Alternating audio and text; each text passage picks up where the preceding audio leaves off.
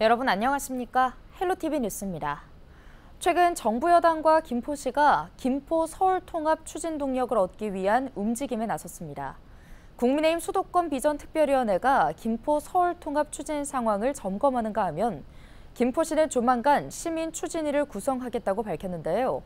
다만 서울시는 주민투표 결과가 나오기 전까지는 행정구역 통합에 대한 영향을 분석하며 상황을 지켜본다는 입장입니다. 김진재 기자입니다. 서울시의회 행정사무감사에서 김포 서울 편입 추진을 중단해야 한다는 지적이 나왔습니다. 지난 4일 열린 서울시 기획조정실 대상 행정사무감사에서 이상훈 서울시의원은 김포시의 서울 편입 추진에 대해 지역 균형 발전에 역행하는 부적절한 정책이라며 추진 중단을 촉구했습니다. 서울시는 오히려 김포시 편입을 추진하면서 수도권 집중을 더 심화시키고 있는 것 같은데, 이런 서울시와 서울시장의 행보는 지역균형 발전이란 시대적 과제에도 과연 부합할까? 이외에도 김포 서울 편입 시에 5호선과 9호선 연장 사업이 광역철도 사업에서 도시철도 사업으로 변경돼 서울시의 재정 부담이 늘어날 거라는 등의 지적이 나왔는데, 서울시는 행정구역 통합에 따른 영향을 객관적으로 검토하는 것일 뿐이라며 실제 통합 의사에 대해서는 선을 그었습니다. 공동 운영반까지 구성했다는 얘기는 그 부분은 일정 정도 이 통합에 대해서 내부적으로 의사가 있다는 것으로 비치는데, 메시지는 그렇지는 않습니다. 지난 22대 총선 당시에 수도권 지역의 뜨거운 감자였던 김포 서울 통합이 최근 여당과 김포시를 중심으로 다시 공론화되고 있습니다. 국민의힘 수도권 비전특별위원회는 최근 김포시청을 찾아 김포 서울 통합 추진 상황을 점검하는 한편 당 차원의 지원을 약속했습니다. 목련은 늘 지고 피고 지기 마련입니다. 내년도 피고 지고 내후년도 그렇습니다. 우리 국민의힘은 김포 시민들과 함께 같이 가도록 하겠습니다. 이에 더불어민주당 김포시의 자치분권위원회는 곧바로 성명서를 내고 서울 편입은 급조된 총선 공약이라며 또다시 김포 시민을 기만하지 말라고 비판했습니다. 정부 여당과 야당을 비롯해 서울시와 김포시에서 다시금 행정구역 통합이 화두로 떠오르고 있는 상황. 김포시는 당장 내년 상반기에 주민 투표를 목표로 서울 편입을 지속 추진할 계획이지만 당사자인 서울시조차 행정구역 통합에 소극적인 반응을 보이는 데다 서울 편입을 공약으로 내세웠던 여당이 총선에서 패배한 상황에서 다시 추진 동력을 얻기는 쉽지 않아 보입니다. 헬로티비 뉴스 김진재입니다. 부천 상동의 대형마트 부지를 중심으로 한 주택 건설 사업을 비롯해 이를 연기한 공공기여 추진에 대한 주민 설명회가 열렸습니다. 부천시가 시행하는 사업의 밝은 전망을 내놨지만 주민들은 애초에 지역민의 소통이 빠진 개발 사업에는 결코 동의할 수 없다는 입장입니다. 이정아 기자입니다. 부천 상동 상업지구의 중심지, 현재 상동역 대형마트 부지에 지상 49층 규모로 1,800여 세대 공동주택을 포함한 주상복합 건축물이 들어섭니다. 계획대로라면 오는 2030년쯤 완공입니다. 관련해 주민설명회가 부천에서 처음으로 열렸습니다.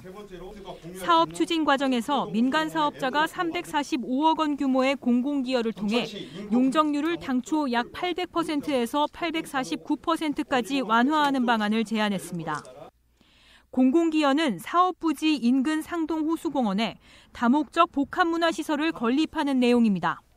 상동 호수공원 내 공용 주차장 부지를 활용하여 충분한 주차 공간 확보 등을 고려 공공기여 시설물 제공하는 것으로 계획하였고, 부천시는 시행사와 지난 6월 협약을 체결했지만 시선은 곱지 않습니다. 사업 언제부터 하실 거고 몇 년 걸리시는 건지 그런 거 그런 걸 알려주셔야 될 거 아니에요. 홈플러스 자리가 지금 어딘지 아시잖아요. 상동역 역세권 자리고요. 차가 가장 많이 막히는 자리고요. 5년 동안 공사하는데 어떻게 지역 주민들한테 어떻게 피해를 안 갈 건지 그런 걸 설명해 주셨어야지. 주민 대상으로 사전 설명이나 협의가 단 한 차례도 없었다는 비판이 제기됐습니다. 사실상 공청회를 해야 돼요. 주민들이 요구하는 게 뭔지, 주민들이 불편한 게 뭔지 그걸 여러분들 수용해야지 왜 다 만들어 놓은 거 그랬는데 설명합니까?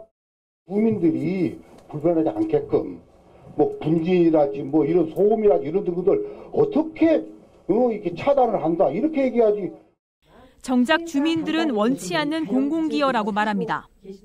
우리 부천시 굉장히 좀 좁아요. 그나마 호수공원이 있어서 맘 놓고 좀 운동하러 다니고 이렇게 하는데 거기에 또 건물이 들어선다는 거 황당하네요.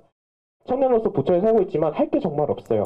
근데 저렇게 단순 공간만 제공하고 알아서 하라는 마인드라면 저는 정말 반대입니다.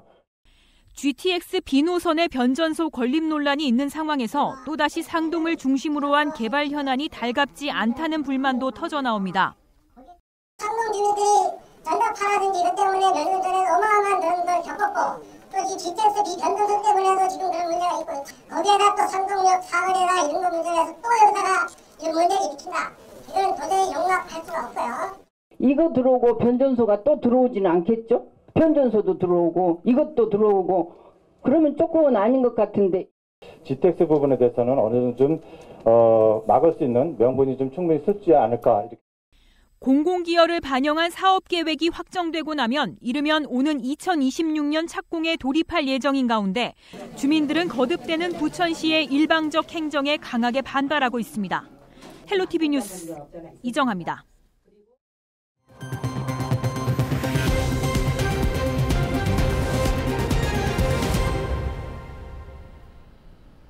(2025학년도) 대학 수학능력 시험이 한 주 앞으로 다가왔습니다. 다음 주 목요일인 11월 14일 오전 8시 40분부터 오후 5시 45분까지 전국 1282개 시험장에서 시행되는데요. 수험생과 가족들이 꼭 기억해야 할 유의사항을 서희동 기자가 정리했습니다. 올해 전국에서 수능에 응시한 수험생은 모두 52만 2,670명. 모든 수험생은 시험 전날에 실시되는 예비 소집에 반드시 참석해 수험표를 수령해야 합니다. 수험표에 기재된 본인의 선택 과목이 정확한지 확인하고 시험장 위치를 미리 확인하는 것도 필수입니다. 시험 당일에는 오전 8시 10분까지 시험실에 입실해야 합니다. 이때 수험표를 비롯해 사진이 부착된 유효기간 내의 신분증을 꼭 지참해야 합니다. 만약 수험표를 분실했다면 응시 원서에 붙인 사진과 같은 사진 한 장과 신분증을 들고 시험장 내 관리본부로 찾아가면 다시 발급받을 수 있습니다. 만약 사진이 없더라도 임시 수험표를 발급받을 수 있습니다. 시험장에는 휴대전화와 무선 이어폰, 전자담배 등 어떠한 전자기기도 반입할 수 없습니다. 만약 전자기기를 가지고 갔다면 1교시 시작 전에 감독관의 지시에 따라 제출해야 합니다. 시계는 결제나 통신 기능, 전자식 화면 표시기가 모두 없는 아날로그 시계만 휴대할 수 있습니다. 반입 금지 물품은 가급적 시험장에 가지고 가지 말고 시험장 도착 후 자신의 소지품을 확인해 본다면 실수를 막을 수 있지 않을까 생각합니다. 보청기 등 신체나 의료상의 이유로 휴대가 필요한 물품은 매교시 감독관의 사전 점검을 거친 후 휴대할 수 있습니다. 답안지에는 검은색 컴퓨터용 사인펜만을 사용하는 것이 원칙으로 필적 확인 문구 역시 검은색 컴퓨터용 사인펜으로 기재해야 합니다. 수험생 부모 등 시민들이 숙지해야 할 사항도 있습니다. 수능 당일 시험장 200m 전방부터는 차량 출입이 통제되기 때문에 수험생이라도 이 구간은 걸어서 이동해야 합니다.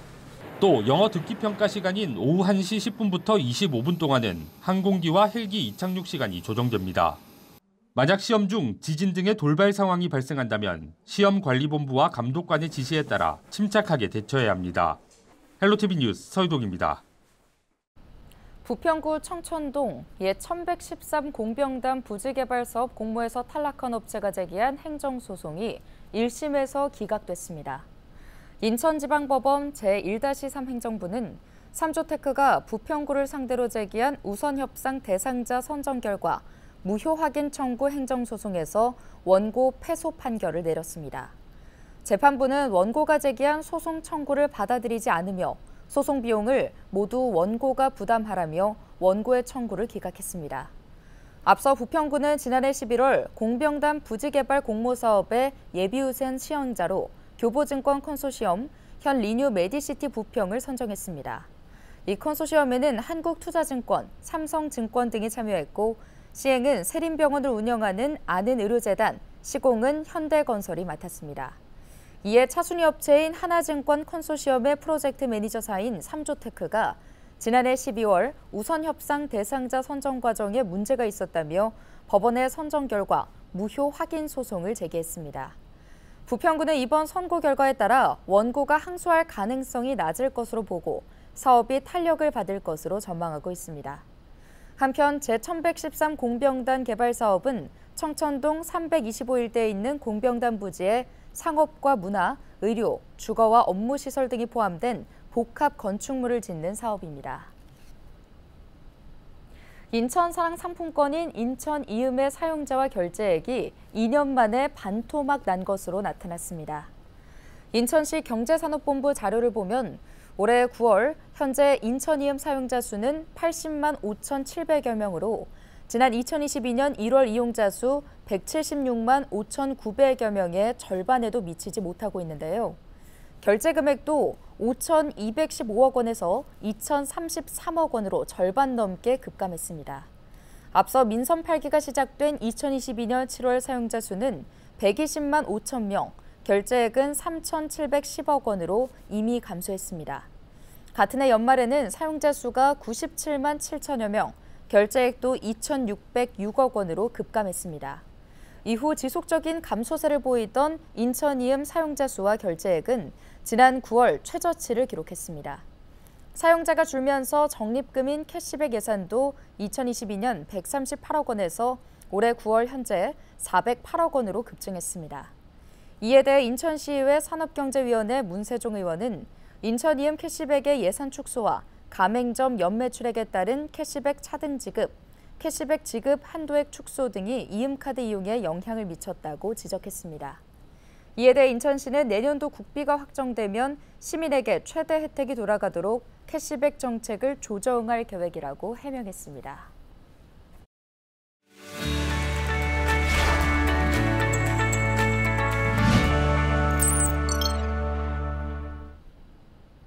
한 주간 우리 지역 국회의원들의 활동을 살펴보는 국회는 지금입니다.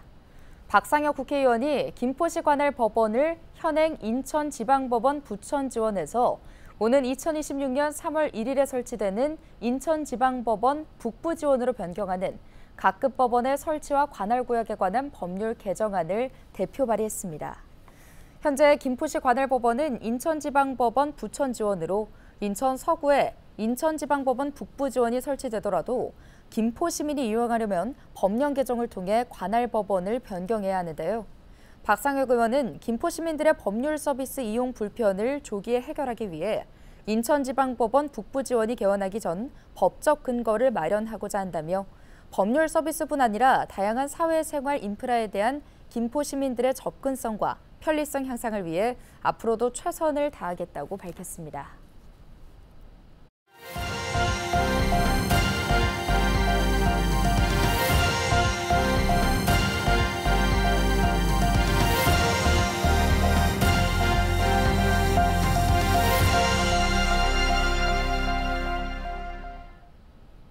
인천시 지속가능발전위원회가 본격 출범했습니다. 인천시는 8일 시청 영상회의실에서 지속가능발전위원회 위촉식과 함께 첫 회의를 열었는데요. 지속가능발전위원회는 인천의 지속가능한 발전을 위한 심의 자문기구입니다. 사회와 경제, 환경 분야 전문가 등 외부 위원 21명과 공무원 5명 등 26명으로 구성되어 있는데요. 임기는 2년이며 지속가능발전 정책의 사전 검토와 자문 역할을 맡게 됩니다. 위원회는 앞으로 지속가능발전 기본 전략과 추진계획 수립, 변경 시 이를 심의하고 2년마다 추진 상황을 점검할 예정입니다. 또 관련 조례와 행정계획에 대한 사전 검토도 수행하게 됩니다. 인천시가 주택건설 사업 7개 분야별 위원회를 하나로 통합한 통합심의위원회를 처음 가동했습니다.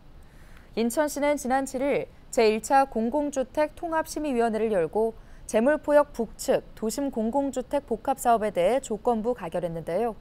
통합심의는 주택건설 사업의 건축과 경관, 도시계획과 교통, 재해와 교육, 산지 등 개별법에서 정한 7개 위원회를 한 번에 통합심의하는 제도로 효율적인 검토가 가능합니다. 오늘 준비한 소식은 여기까지입니다. 함께해 주신 여러분 고맙습니다.